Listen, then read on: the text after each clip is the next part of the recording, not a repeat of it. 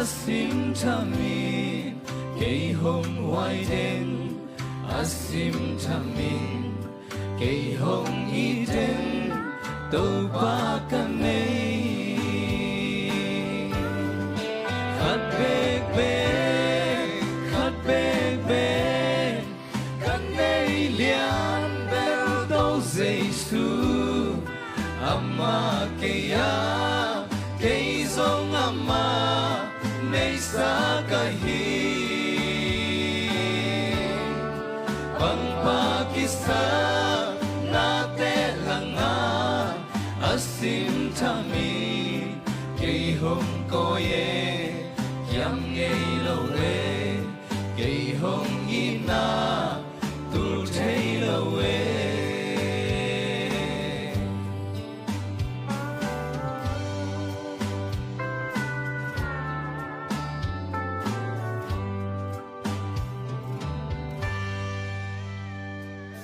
Khát bên này nay chua trắng cần này lâu mang ba thuần na cặp bèl thấy đi khát bé của mẹ lùng heo xin tốt không nét lại in kiến liang nào vắng cặp tê hồng nếp các gieo tao làm hồng sẽ thấy đến tàu ba căn này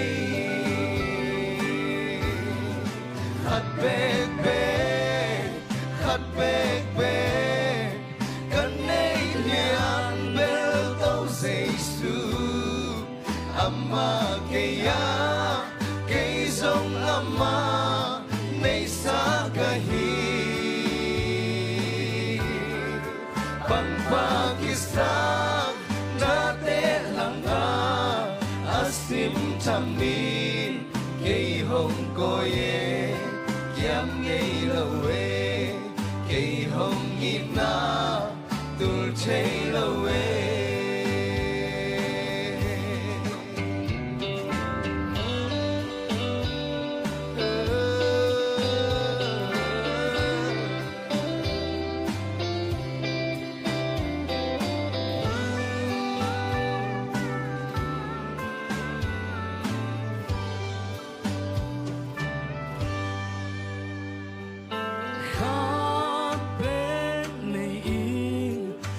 Chua đắng cần nay lâu hạt xa thun na các cô thấy đi khát bết ôm mê chính mà hôn nín hông nên khia lâu chính mà hôn nín hông vạn khia lâu chính mà hôn nín hông đón khi lâu tàu ba kanay khát bê kanay lian bel tàu Giêsu amma kaya kay zong amma nay sa kahi Pang Pakistan Nate langa Asim tamin Kay hong koye Kiam ngay lawe Kay hong ina Tul tay lawe Khat beg beg Kanay lian bel tàu Giêsu Giêsu Amma kaya kay song ama nay sa kahi Bang Pakistan nate langa asim tami kay hong koye kiam ngay lowe kay hong ina tu tay lowe kiam ngay lowe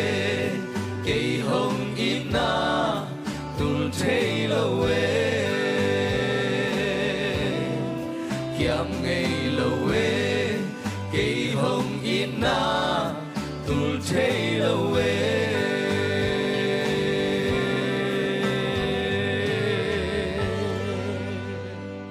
Lung đam mê tô ba mình chân này ta hen